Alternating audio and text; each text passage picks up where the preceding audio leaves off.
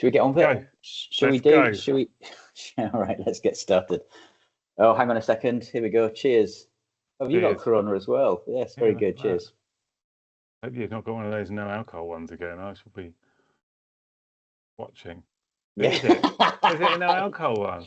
it is. Let me tell you why. Let me Neil tell you why. Watkins. Let me tell you why.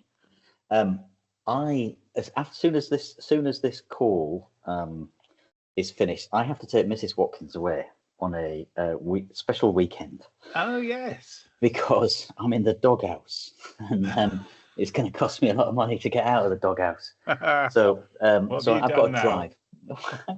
Well, there's a couple of things. One I will share with you. We had a little discussion. I'm going to say discussion. We had a discussion, and there's a bit of a problem in that it turns out Mrs. Watkins is an AI denier, and I know, which is really awkward given her husband and her son both work in an AI organization. And it's really interesting. So Ben spent ages trying to show her how to use AI. She's like, oh, yeah, I can see how, yeah, it's really, yeah, but it's not for me.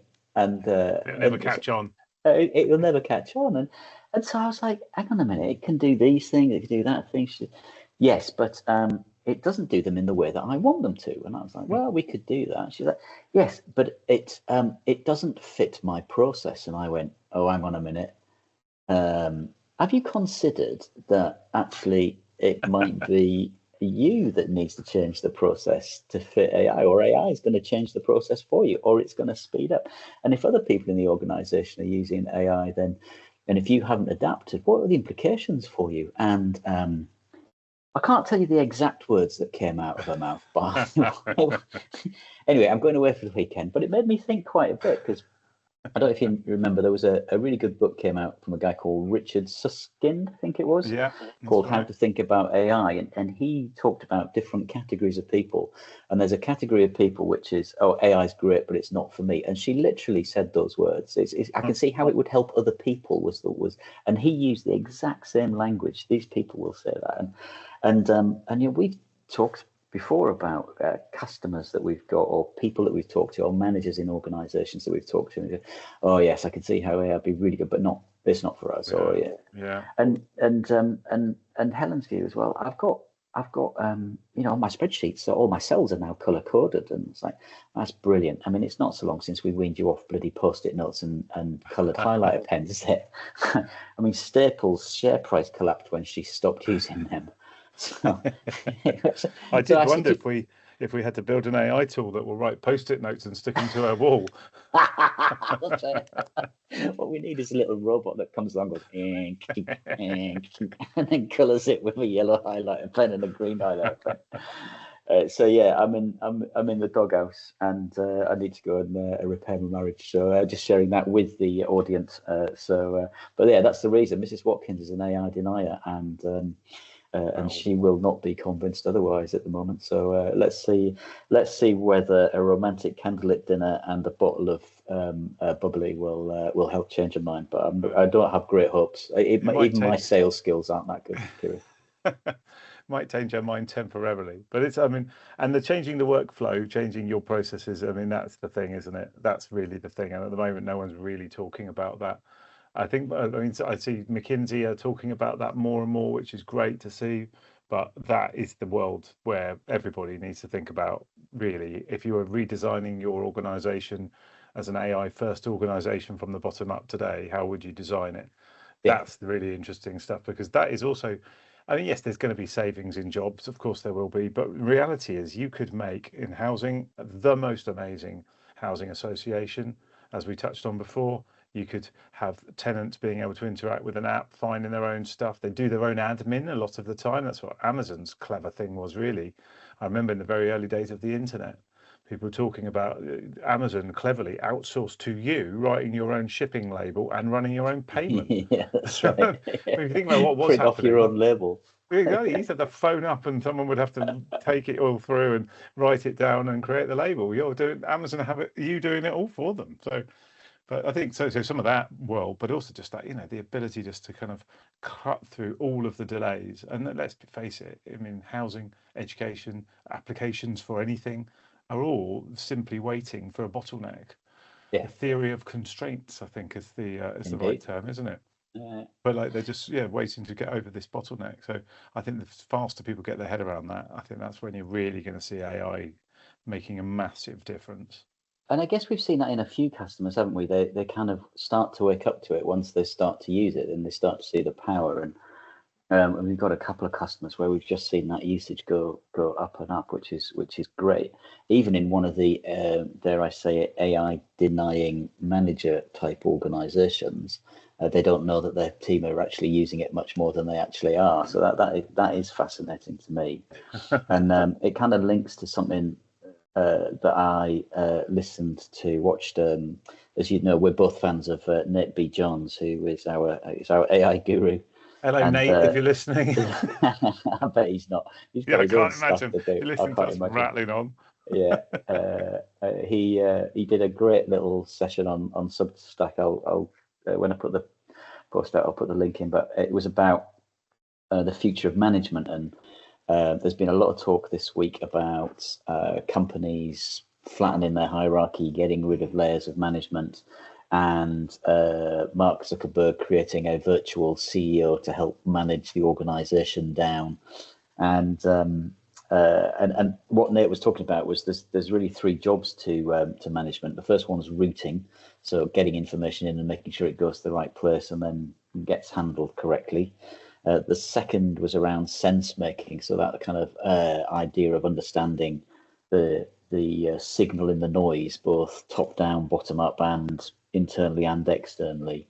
And the third role of management being accountability and making sure that people do what they're supposed to do, and the things that need to be done are done.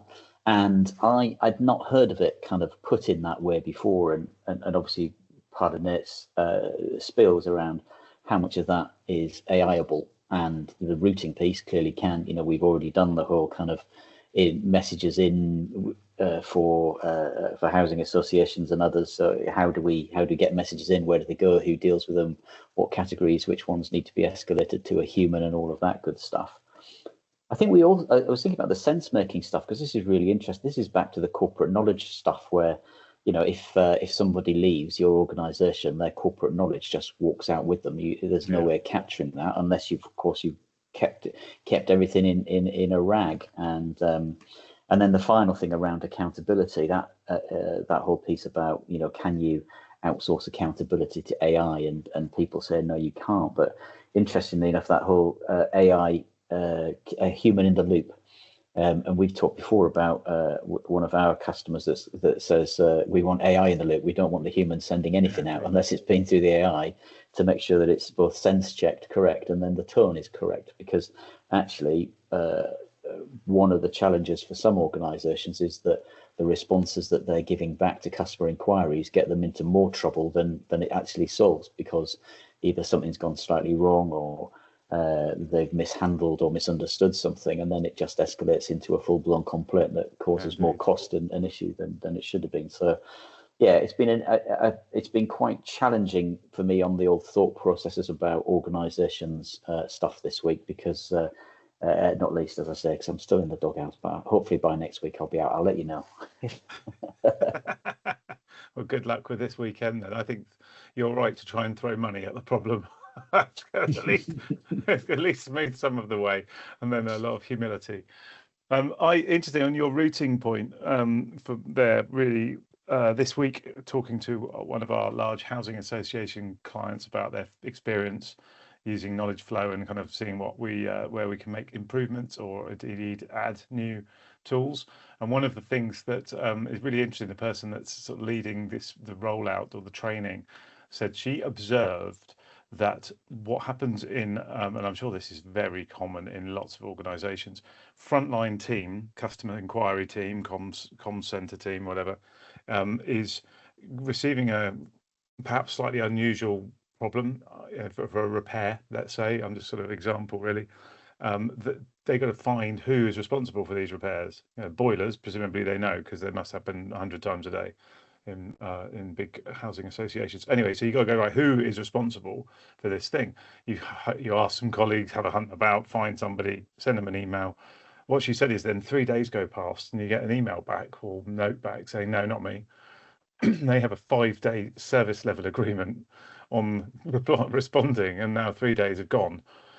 So all of that leads to what RAG can do for that. And in my mind, it is one of the most simple things we could do to have what would be a pretty short, clear document in a RAG index that knows the team's responsibilities, email, phone numbers, whatever you want to have for contact, and solve that problem instantly. And then, of course, with RAG, you could either just kind of share the problem or just let it decide, let it tell you. Not, you don't need to sort of say who's responsible for repairing brickwork. You can just share the email and it go, great, I've notified the right person. Let's move on. Better still, not even bother in the beginning. To have the triage happen in the background and just no human involved in until it gets to the right human, which is quite interesting. It's back to that bottleneck thing, isn't it? It's how do you fix those bottlenecks in organizations, either necessarily bureaucratic, and sometimes those bottlenecks are in place for a reason because you need to add a bit of friction to the process to make it work. But most often than not, that's really not the case. It's just here's some stuff that needs doing. The reason it doesn't get done is because people are super busy, and or they don't know how to prioritize, or they get the prioritization wrong, or they don't have guidance on how to do that. So automating as much of that as possible just seems common sense, really. Yeah, indeed. Yeah. But it's not for us, and it doesn't color code. It doesn't put a color coded cell into my spreadsheet. We're not far from being able to do that. Claude Cowork could do that if you were risk what's the word? Risk hungry? You have a high risk appetite, I think would be the right. Because you wouldn't want Claude Code touching any of the stuff that Helen does, because who knows what it will be up to. Indeed, we'd lose all of our money. And on that, I mean, interesting, 2 conversations this week I've had about trust. And I think that's really interesting to think about the future of AI slop. And I think you're going to talk about AI slop shortly, aren't you? But what cuts through, we can no longer really trust a video, which is a kind of interesting world to find ourselves in now. I'm not a massive social media fan, but I might spend 10 minutes on Instagram and have a flick through, and you see these videos, you think, wow, that's amazing. And then you're suddenly thinking, hang on a minute. But it's not obvious, hang on a minute. There's a lot, at least the theme I've seen a lot on Instagram is kind of animal rescue things, where they kind of someone personally rescues a duck and it lives with them and grows up with them, and then they release it one day or they don't or whatever. And it turns out most of those are just made with one of the AI video tools, and you're like, that's really disappointing. But if you in a world where you can't trust video, which is for me was one of the last bits, but picture speaks 1,000 words, quite difficult to kind of to fake it too much, it's harder than text. So now that's gone. So what can you trust? And I think the answer is brand names. So as you know, we the King's Fund, who we do some work with, they're well respected in the sector. I think here is their opportunity now to cut through what you can be on ChatGPT and find out the latest research on hospital management and leadership and strategies, but do you believe it? Do you know if it's true? If it came from the King's Fund, probably you do. And that's I think is really interesting for all organizations to think about, is what if trust does become important, then what's their position in that, and how do they curate a data set ultimately, so that they own a trusted data set that you choose to use with AI or not, but just this is our set. That trust thing is another one of Nate's big themes. Here's another plug for Nate B. Jones. I highly recommend him. He's fab. Have you got a referral link or something? I haven't. No, I'll do something, but no, and I'm not on commission, just to be clear. But he talks about trust and judgment. In the current age, he talks a lot about those things, and trust. So companies like Stripe, for example, going from strength to strength because they are a trusted organization. So, if you're giving your credit card details to Stripe, then you're not giving it to whoever else. But that whole kind of knowledge and information, how do you become a trusted intermediary between effectively the data and the customer? and so that you're a trusted source. So I think there's a huge amount of work to do on that, and we talk about it a lot. We talked this week with an international organisation. We've got a few things to say about them. They're really interesting, but an international organisation providing services across multiple countries, and they'd obviously spent quite a lot of time thinking about AI and how it could work for them. And but what I found great in the conversation was just whenever I think I'm getting bored of RAG AI, that somebody else comes up with another great set of use cases, because I think you get kind of a bit blasé, don't you? It's quite simple to us. It's just it's got to be trusted, it's got to be curated, it's got to be accurate, it can't hallucinate, it's got to produce the accurate information. As you talked about to them, there's probably 10 variables that we constantly tweak and adjust through the testing period to make sure it gets right. And if something goes wrong, we get the rag whisperers on it in the background to make sure that it does what it's supposed to. Yeah, Ibby, come on, Ibby. And so they're making it a trusted source of information for the people and the organisations that are using their services. I think is potentially a really valuable and really interesting use case. I thought it was a great presentation that you did, and I said absolutely nothing all the way through. So thanks for making my life easier. Couldn't get a word in edgeways. And there's another thing. And let me show you this thing on Safeguard. Oh, I know. Let me show you this thing. It's so tricky. I've done a lot like that recently, and I kind of very conscious on blasting people with information, and it's so. I don't know if it's sensible or not. Ideally, I would have a really well measured and managed way through it. I don't. I'm making it up as I go each time and sort of trying to read the room a little bit and sort of focus on the things I think they're going to be interested in. But I don't know. Part of me is like, well, it's a good way because they'll all take 2 or 3 or 4 things from it, and they might be different 2 or 3 or 4 things. So it's helpful for that. And then the other part of me is like, I'm just giving them so much they don't know what to do next.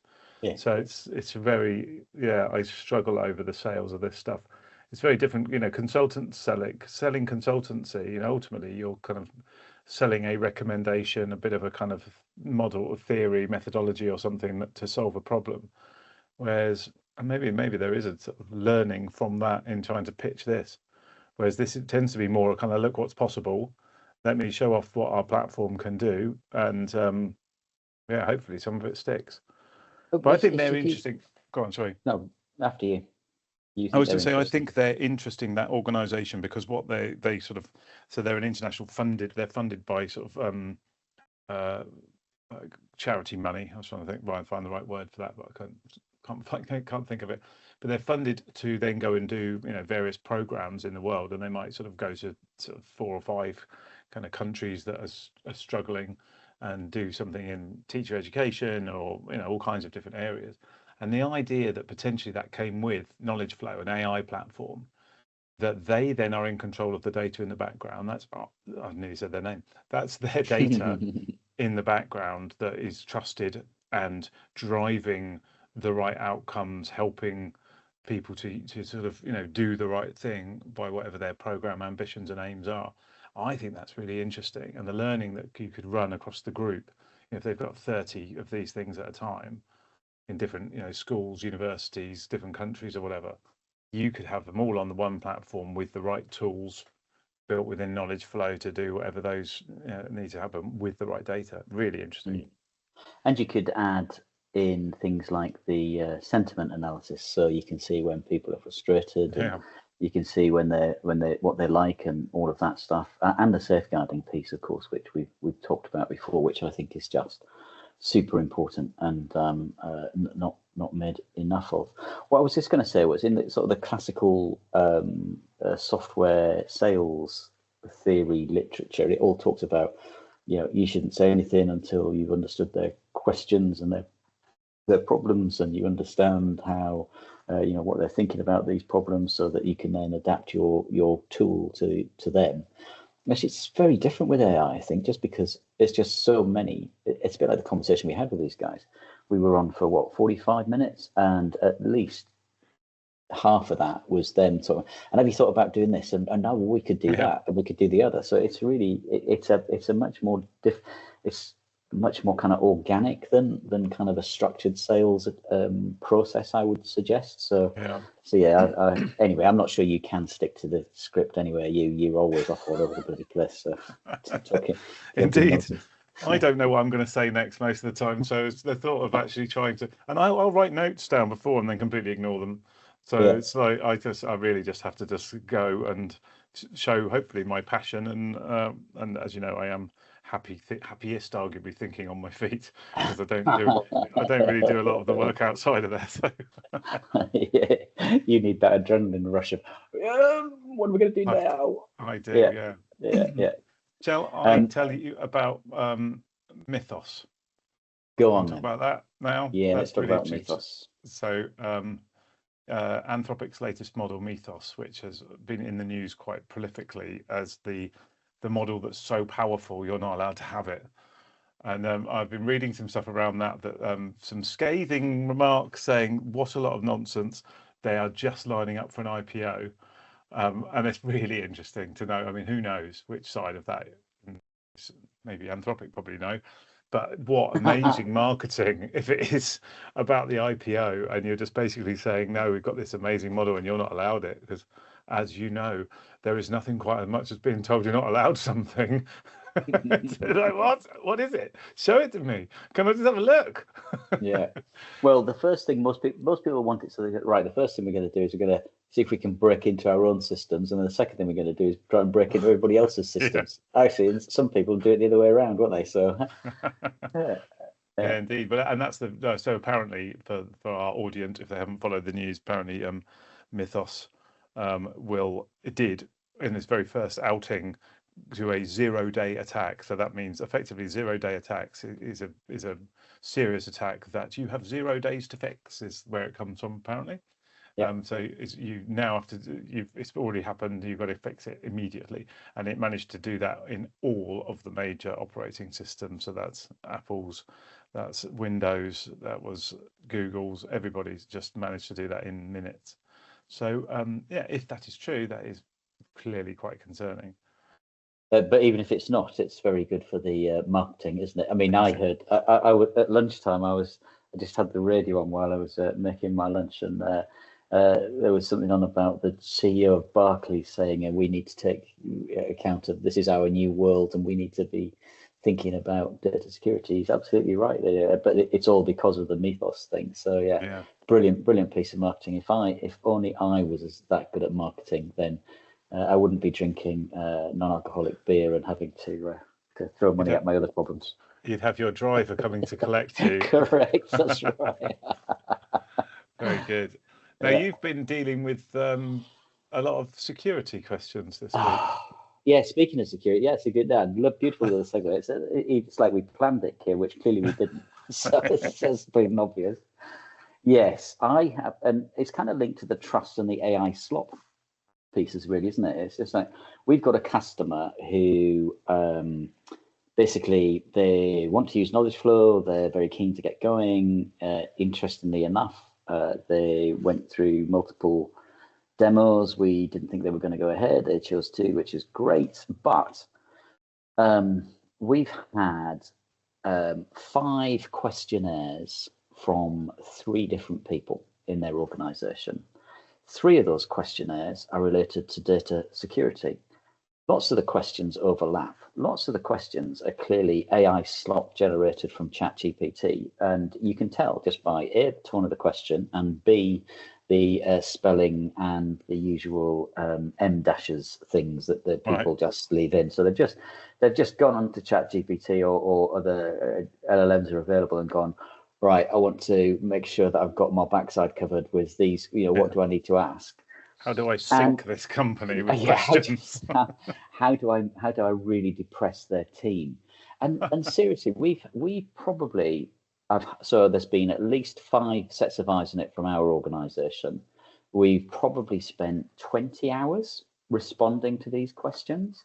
Wow. And just as an example, in 3 of the questionnaires, it says, what's your data privacy policy? Summarize it, and then include a copy in the pack that you send back. And then there's another questionnaire which is specifically around data privacy. It's just asking a bunch of questions, and some of them don't make sense to me. So, for example, one of them says, what's your data continuity, your business continuity, the disaster recovery plan, if your system goes down? And I cheekily responded saying, we're building this in your Microsoft tenant. It's your disaster recovery plan that you should be looking at, not ours, because once this is up and running, it's over to you. It's you guys who are going to be using it and managing it. So, just that whole kind of challenge, I think, that we've got with customers who don't really understand it. And it would have been, if I'd have understood how much work it was going to be at the start, what I might have done was just contact them and say, can we have a conversation about, I know you've got a process. I know you're a bit like Mrs Watkins. You've got to fill in the bloody form, and it's got to be in green in this section. It's got to be in red in this section. And, but let me just help me understand why you want to know these things, because these things have absolutely nothing to do with the service that we're going to provide to you. Yeah. So help me understand why you want to know this. So I've done it. We'll get it. I'll send the email very shortly with the 20 documents that have been pulled together. Wow. But yeah, it's just really frustrating. And next time, I think I would look at it and say, please can we have a conversation about this, because this just doesn't make sense to me. So I get it that they've got a job to do, and they're right to check our bona fides, and happy to send them our ISO certificates and our insurance certificates and everything else. But crikey, it was a painful exercise. It's interesting, isn't it, that AI slop creating real work? It's not, there's a lot of kind of reading of junk now, isn't there, and sort of plowing through LinkedIn trying to find the useful stuff that's not just a AI post.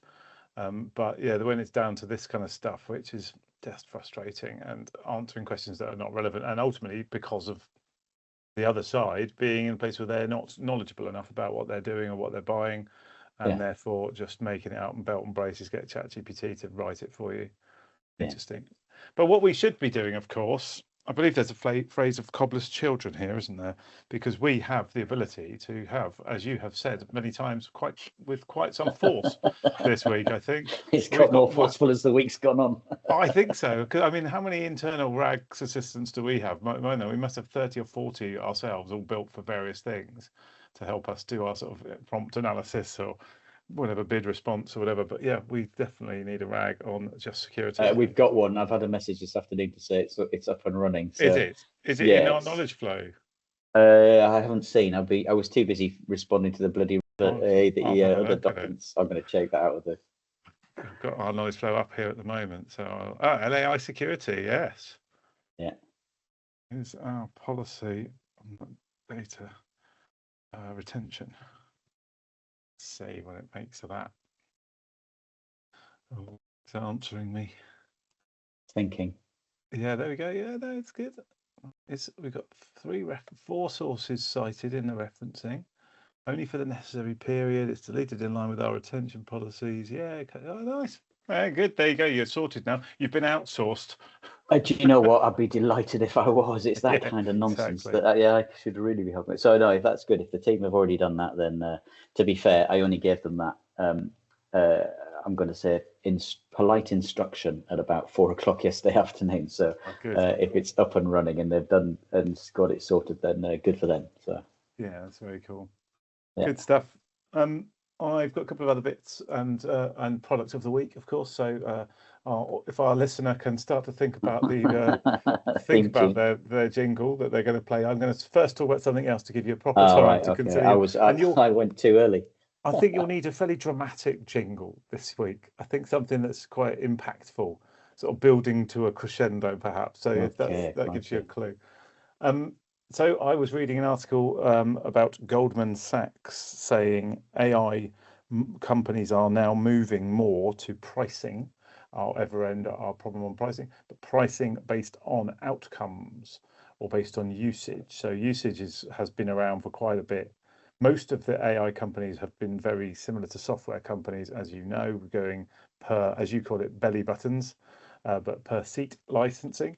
That isn't really working very well for lots of people. I saw an interesting piece on recruitment that said you should be recruiting a workflow, not a person, in the future of AI, which is sort of talking about, if you recruit someone for marketing, you might recruit a marketer and you say, these are all the competencies and responsibilities I've got for them. Actually, you want to recruit those responsibilities, don't you? That's actually what you want to happen. So with AI, you potentially could think of it more in that regard. But yeah, outcomes pricing. And I think that's really interesting. We had our first conversation about this with one of our college clients who have to do a whole bunch of document checking as part of student applications. And they currently, if the documents aren't already clear and sorted, they pay an outsourced company £20 per one for have them contact that student, ask for something up to date or whatever, and then confirm or not that they have the right documentation.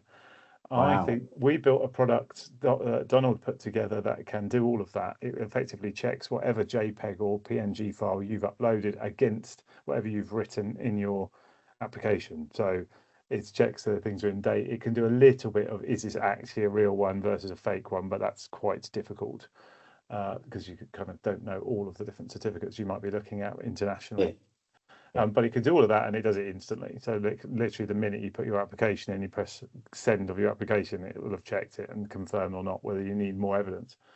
I was suggesting that we could, if they didn't want to pay us to create that solution for the college, they could pay on a per Yeah. usage, and we could do it for much cheaper. It'd probably cost about 30p of AI processing. So put a bit of a margin on that. And there you go, not 20 quid, but 70p, £19.50. 30p. 22 quid.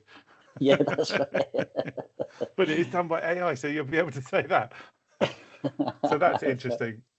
And then our product of the week is jingle roll, Salesforce APIs into KnowledgeFlow. So we have continually talked about KnowledgeFlow being agnostic to any system you're on. So sort of vendor lock-in goes away in that you don't have to you don't have to buy their AI tools. You don't have to get even further embedded with any platform. And this week, Donald has built the API catalog for Salesforce, and we are right now live with a client testing it. And their challenge, we touched on it before, the 170,000 rows of data problem, which we talked about on here. But they have that in different ways all the time. They've got many data tables.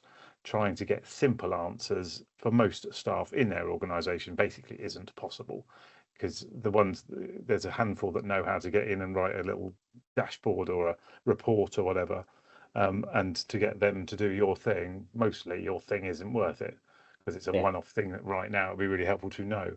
So KnowledgeFlow will be doing that for them, that it can basically dial in on a live API call, so it doesn't need to sort of hold all of their data. It literally will fire an API call in, an appropriate one to the right data table or tables, to get an answer on any question that they've got at any time of the day.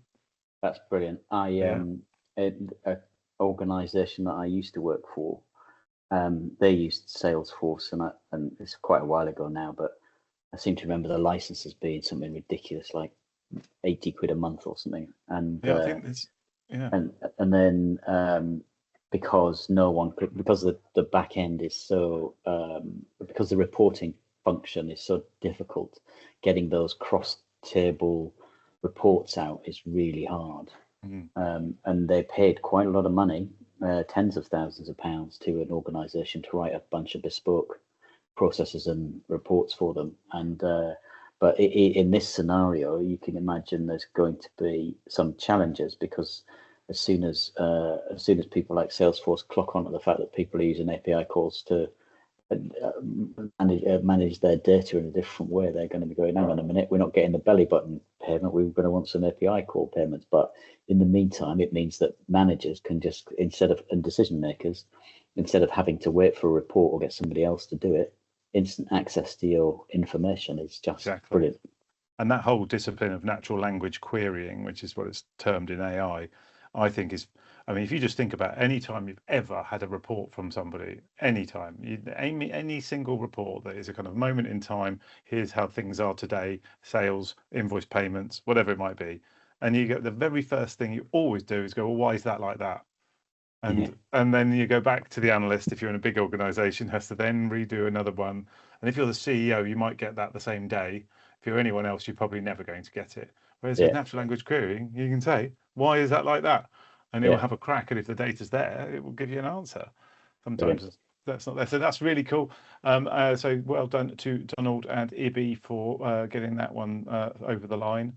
Excited to get that going. And I just wanted to share a personal side of KnowledgeFlow. So my father has gone into care in the beginning of January. He's now in a care home, and he recently had an assessment and was sent the 16-page care plan, which I looked at, and my mum looked at, and my sisters looked at, and we all kind of went, okay, thank you, what do we do with this? And it's complicated and lots of weird language that you don't really understand and not very well laid out, lots of different boxes. Anyway, what did I do? Shoved it into KnowledgeFlow, didn't I? And so I loaded it, and it was all scans, and I had to use OCR in KnowledgeFlow to get it to do it. And then I said to it, this is my father's care plan, what can I do to help? And it gave like a 5-bullet point, here's how you can help. Really clear. I sent it around our family chat yesterday, and everyone came back going, that's brilliant, thank you so much. It's exactly what we wanted, because you're all scratching your head turning this thing, you're almost like, have I got it the right way up? I just don't understand any of it. So that was a really good use of it. And I think there's an interesting other use case, which I've done in Notebook LM, because it's all public data, so why not? Which is to load house manuals. So I've got I downloaded like the manual for the microwave, the cooker, the washing machine, the dishwasher, and various other things, and they're all in this one. So if anything in my house, you don't go, what the bulb's gone, what do I need to buy? It would like go, this is the B3172 bulb for your oven that you need, and here's how you repair it. And so it's all like in one immediate source of it's just real basic. And you can also create an infographic, which is quite weird, but it would do an infographic of your house with quite peculiar. Anyway, there you go. Is the biggest electrical item in your house a beer fridge? It is sadly not. No, it is my. No, I'm not going to tell you what it is, because I got a frame TV though, which I would commend to our audience. It is one that looks like a picture frame. When you turn it off, it puts art up and looks exactly like. And no one believes it's a TV until you actually turn it on to a TV. It's fine. It's a fine item. I'm very happy with it. Excellent, very good. But it's overly clever and got AI this and that in it, which is all made up AI. It's one of those. It's probably got a bit of machine learning running there somewhere. But it's like claims to have AI screened stuff and AI sound, and you're like, that I don't think so. Yeah, that just sounds like AI marketing nonsense. I was going to swear again. I'm trying to stop swearing on this podcast. Right, trying to clean it up a bit. After the complaints. Cool. Yeah, that's right. Do feel free to complain, by the way. We'd love any feedback. That's right. You can twine as much as you like. I'm not sure I can change that much, but yeah, feel free to complain as much as you like. Indeed. Right. Have you got anything else, fella? Have you got anything else before I go and dig myself out with a poo-poo? I think you should get the car, pack the car, get the dog in the back of the car, and head off to the doghouse for the weekend. And and all that remains is to wish our audience a very good night. And, sleep well. Sleep well tonight. See you, fella. Have a good weekend. Have a great weekend. Cheers. See ya.